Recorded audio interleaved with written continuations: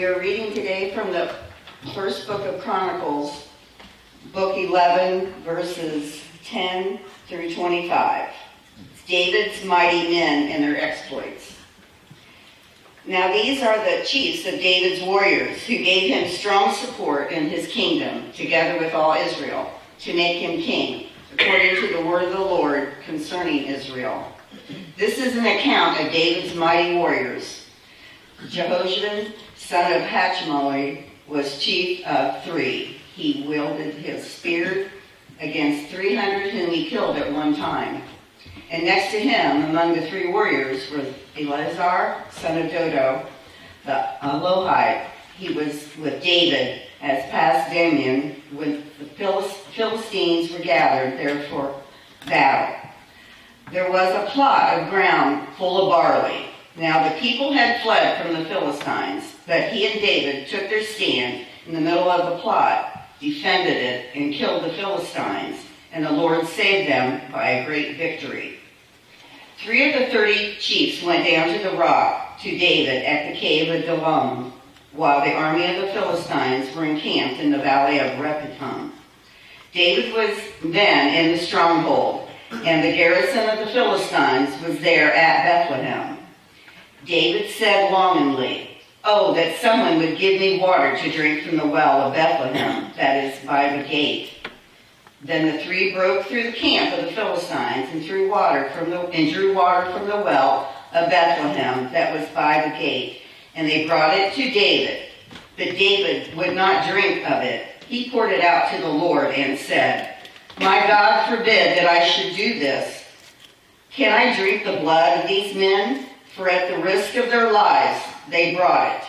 Therefore he would not drink it. The 3 warriors did these things. Now Asherah, the brother of Joab, was chief of the 30. With his spear he fought against 300 and killed them, and won a name beside the 3. He was the most renowned of the 30 and became their commander, but he did not attain to the 3. Benaiah, son of Jehoiada, was a valiant man of Kazabeel, a doer of great deeds. He struck down 2 sons of Ariel of Moab. He also went down and killed a lion in a pit on a day when snow had fallen. And he killed an Egyptian, a man of great stature, 5 cubits tall. The Egyptian had in his hand a spear like a weaver's beam, but Benaiah went against him with a staff, snatched the spear out of the Egyptian's hand, and killed him with his own spear. Such were the things Benaiah, son of Jehoiada, did, and he won a name beside the 3 warriors. He was renowned among the 30, but he did not attain to the 3, and David put him in charge of the bodyguard. Through these words, our God is still speaking. Thanks be to our still speaking God. You did outstanding.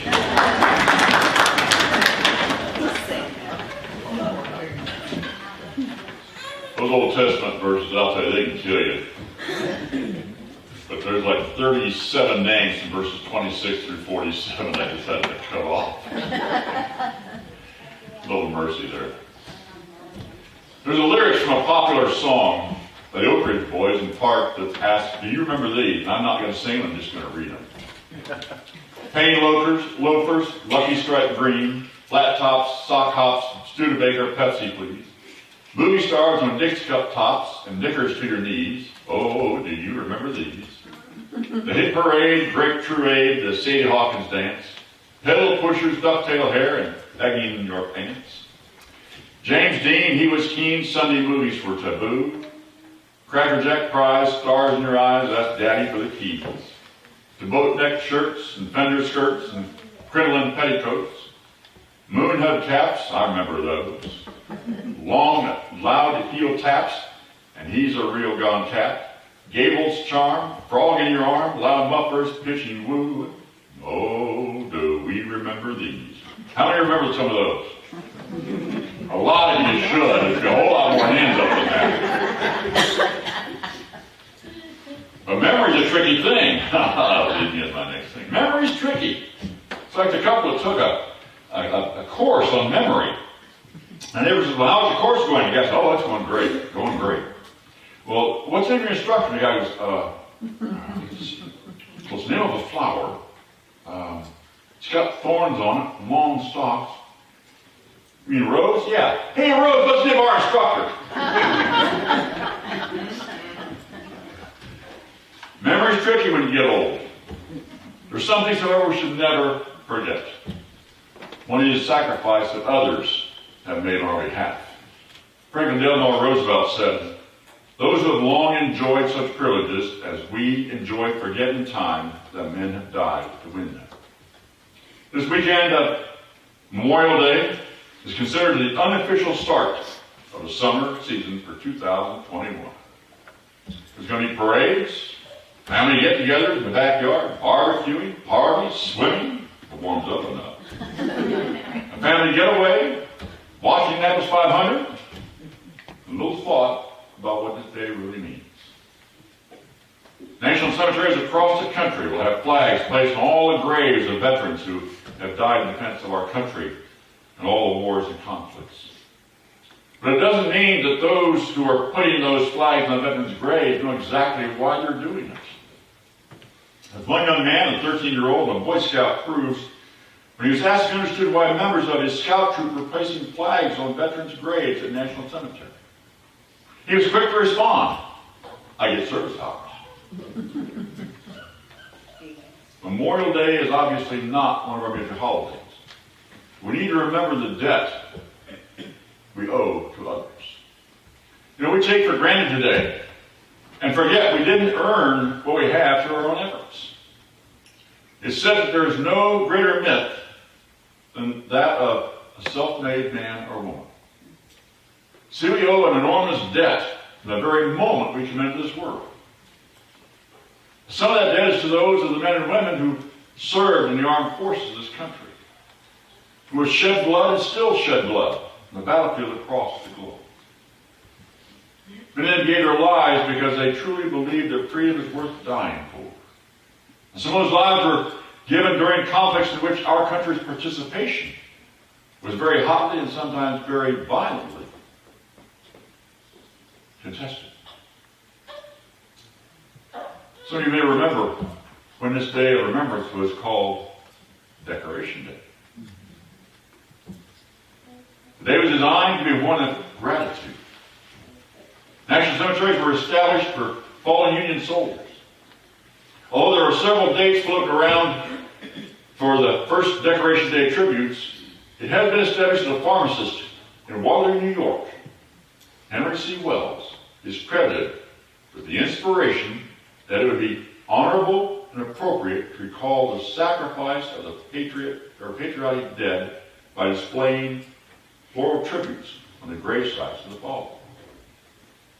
This event saw prayers recited, tributes spoken, and held on a very solemn day. The idea behind it was the need for remembering the lost and healing the wounds of war. Remember, your history of the Civil War dead, North and South, together totaled 662,000. Governor Nelson A. Rockefeller signed a proclamation on March 7, 1966, recognizing the birth of this holiday as being in New York. The U.S. Congress agreed. Both the House and Senate passed House Concurrent Resolution 587 on May 19, 1966. And President Lyndon B. Johnson endorsed the designation. Today, the premier observance takes place in Arlington National Cemetery, a solemn place where you can't help but be humbled as you see the stones all in a row with names on them and the honors they had. It's here that the President lays a wreath for the tomb of the unknown soldier, followed by the address in the amphitheater. The first rite held in Arlington was May 30th, 1868, which was 4 years after the burial started at General Robert E. Lee's Virginia estate. Just 153 years ago today, at 1 p.m., that ceremony was called to order at Arlington House by C.T. Collin, Esquire, in the presence of General and Mrs. Grant. The mansion once owned by Robert E. Lee, was draped in mourning. General John Logan, of the Grand Army of the Republic, issued a proclamation. The 30th of May, 1868, is designated for the purpose of strewing with flowers or otherwise decorating the graves of comrades who died in defense of their country during the late rebellion, and whose bodies now lie in almost every city, village, and hamlet churchyard in the land. In this observance, no form or ceremony is prescribed, but posts and comrades will in their own way arrange such fitting services and testimonials of respect as circumstances may permit. This is read by the Master of Ceremonies. It was Reverend Byron Sunderland who offered the invocation. Representative James A. Garfield delivered a solemn and appropriate remark. The Honorable J.C. Smith read a poem. The 44th United States Army Infantry Band played a dirge. The national salute was fired. There was a procession. The Children of Soldiers and Sailors Orphan Asylum and a community decoration with public falling in behind to decorate grave sites. It's believed that Logan chose that day because of the fact that flowers were in bloom almost nationwide. Going back to my original track, once all the graves had been festooned with flowers, a final hymn, a benediction was said, and the service was closed, and a new Arlington observance had begun.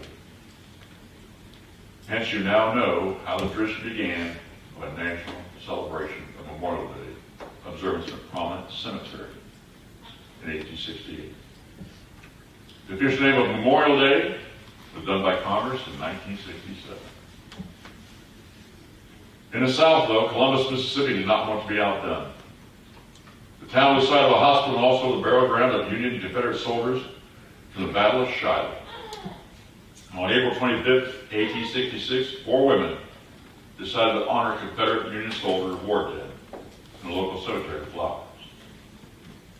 The Columbus, Mississippi observance received further attention when lawyer and judge Francis Miles Finch learned the conciliatory gesture and was moved to compose a poem, The Blue and the Gray, which was published by the Atlantic Monthly in 1867. Finch saw this moment as a gesture and a symbol of reconciliation.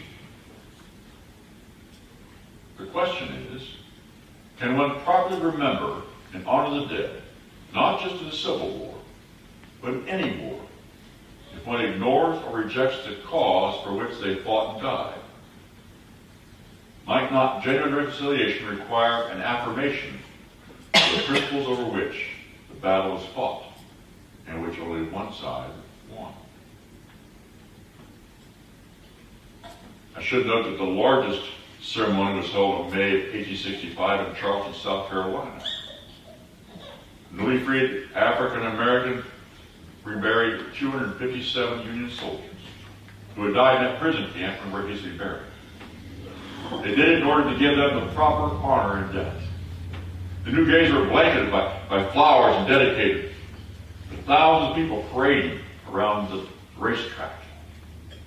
See, it was the former Washington Racecourse and Jockey Club that was used as a prison. Memorial Day sprung from the ashes of Civil War. When the last veterans died in the 1950s, it was released from the Civil War mournings. It was the New York Times in 1869 that warned the original purpose of the day should not be lost. Joy seemed to be overtaking the solemnness of the day. The New York Tribune in 1875 was also stated tradition of the day was vanishing. Historian James McPherson in the 1880s commented the parades were replaced by processions, celebration replaced commemoration. Memorial Day has become more of a split day, visitation in the morning, and relaxation and diversion in the afternoon. And now due to mobilization, a lot of people now live miles and hours away from where their veteran loved ones are buried and don't make the trip back to honor them. Today, Memorial Day has become a permanent holiday in which we remember all service personnel killed in the wars, balanced with leisure, thus changing the attitude and change the condition have left their mark on the day. To honor the sacrifices of the men and women of our armed services is not to glorify war, though. It's evident in the news today that we still live in a very cruel world, where tyrants would impose their will on others. It would really be nice if we could live in a world today where people would really play by the rules, so to speak, instead of making their own as they go. Where no one covets their neighbor's property. Where never again would we have to depend on military might to enforce justice.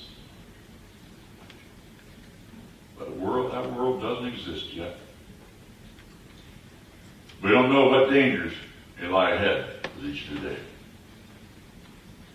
Some of the wars and conflicts we have been involved in have caused the sacrifice of young men and women, have been caused by one noble ideal after another. Some of the wars and conflicts have been senseless and barbaric, but others have been necessary. We honor today the memory of those who have given their lives believing they were making the world safer, freer, and more humane. They remember history lessons a few years ago, remember? Abraham Lincoln said, "It's altogether fitting and proper that we should do this." We should remember Memorial Day as Americans, but also as Christians.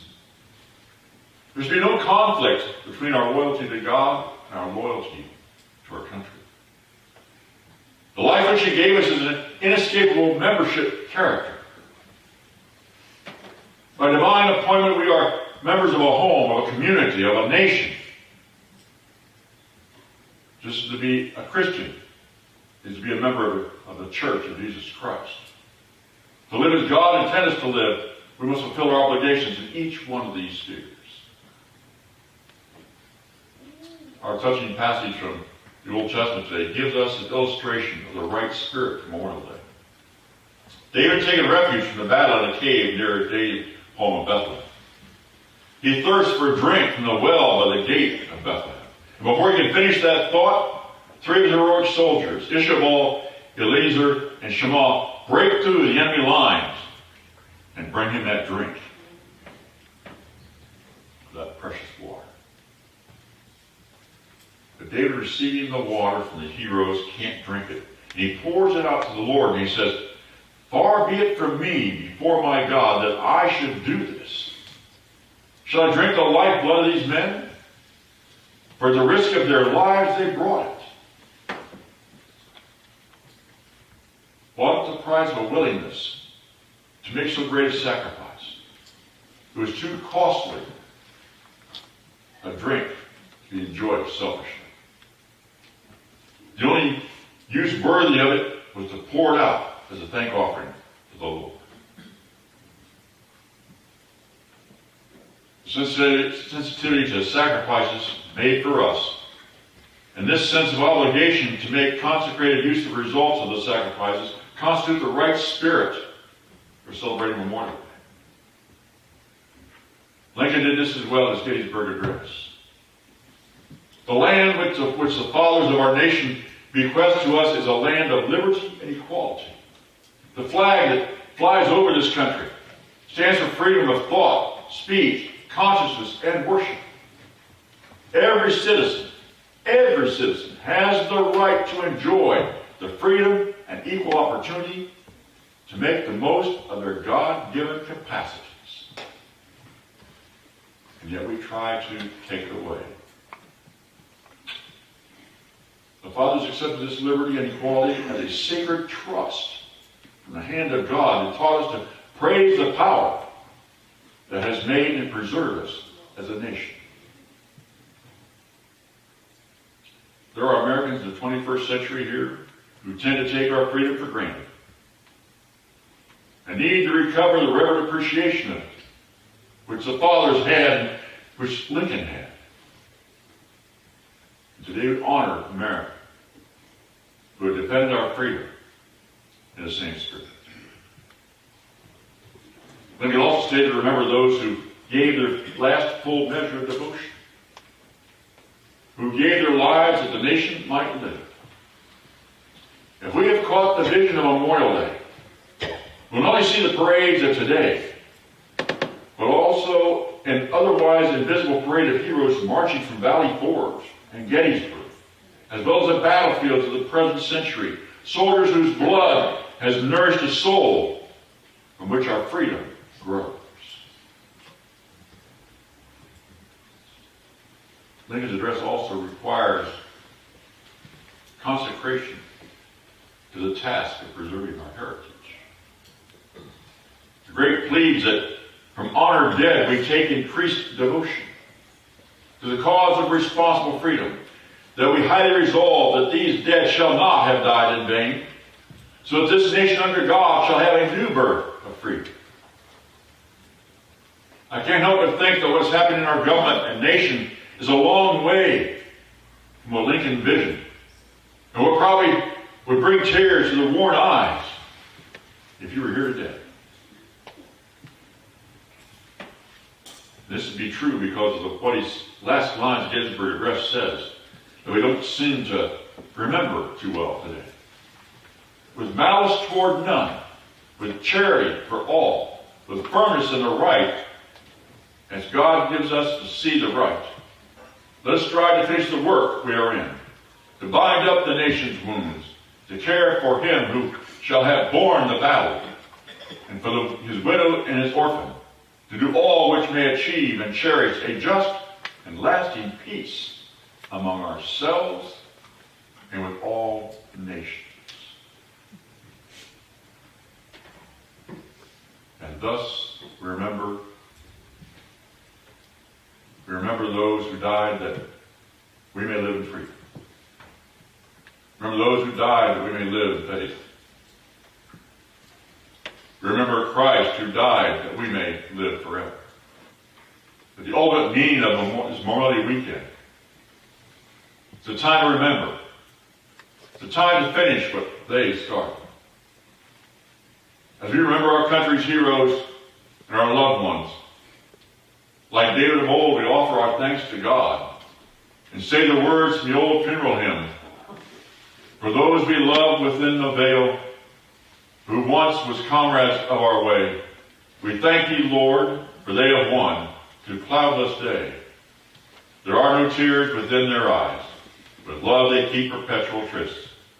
And praise and work and rest are one with thee, O Christ. Amen.